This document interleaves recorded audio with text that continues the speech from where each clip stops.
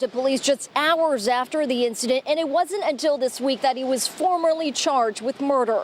There was also a 10-page arrest warrant detailing what led up to that shooting, and it all started with one car brake checking another. I would definitely take the Johnson & Johnson vaccine. Normally working as a corrections officer, 32-year-old William Lucky Jr. of North Haven is now spending time on the other side of a jail cell. On January 14th, police received reports of a shooting on I-691 eastbound in Meriden near exit 2A.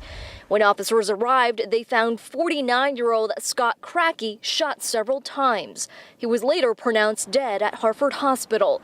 The judge highlighting the severity of Lucky Jr.'s actions that very night.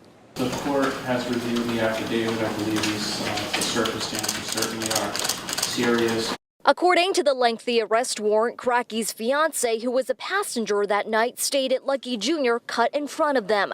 When Cracky passed them, he, quote, brake checked Lucky Jr. Cracky at one point pulled over on the side of the highway and got out of his truck. Seconds later, Cracky was seen on the ground, though she says she did not hear the gun go off.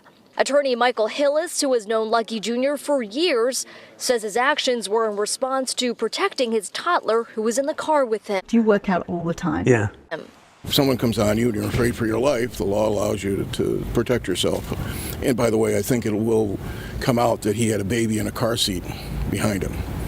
So I'm going to protect my baby against anyone who's going to try to kill me. Police also talked to the mother of the toddler who was a passenger in Lucky Jr.'s car that night, and she stated Cracky cut them off and it led to their toddler crying. She said Cracky then got out of his car and yelled at Lucky Jr., who allegedly shouted, "What the is your problem?" That is when Lucky Jr. allegedly shot and killed Cracky, got back in the car crying and said, "I didn't want to do this." Connecticut State Police pointing to the increase of aggressive drivers since the pandemic and is now reminding drivers to practice patience. Do not get out of your vehicle. We want everyone to be safe. If you feel like you are getting into a situation where it's becoming dangerous or can escalate quickly, call 911 so that we can get people, our officers can get there on scene quickly. Lucky Jr.'s bond remains at $2.5 million. He is also scheduled to reappear in court later next month. Reporting in Meriden, Carmen Chow, Fox 61 Connect. J's, white Porsche, white wrist, white horse. Seuss, be careful with your head. Don't go too fast. Police are searching for a suspect involved in a deadly road rage incident that happened in Meriden last night. It happened on I-691, where police say a man was shot and killed. NBC Connecticut's Mike Massaro is in Meriden with the details on that. Hi, Mike.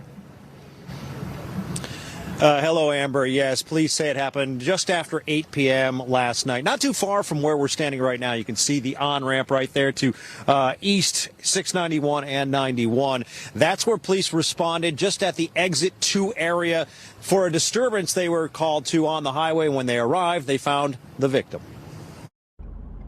Police say when they arrived, they found 49-year-old Scott Crack of Middlefield shot.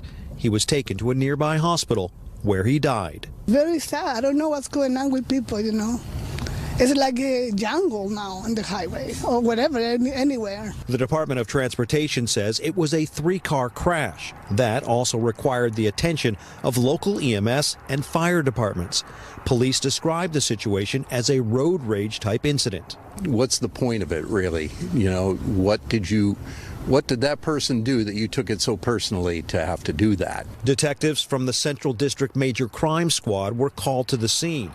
As they investigated, the highway was closed for more than 8 hours, stretching from Sunday night into early Monday morning.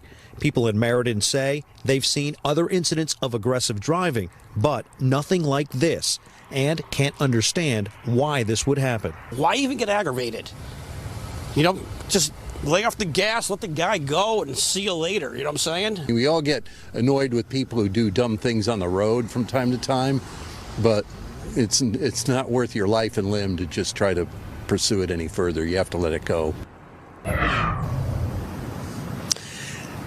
Now, state police say they believe this is an isolated incident and there's no threat to the public. They have identified a suspect and are in the process of trying to track that person down. Now, they are not sure exactly what has led up to this incident, but there is a trend developing, it seems. It seems like these types of incidents are on the uptick. Coming up a little bit later tonight at 6 o'clock, we spoke with an expert who tells us what you should do if you find yourself in an awkward situation addressing an aggressive driver on the highway.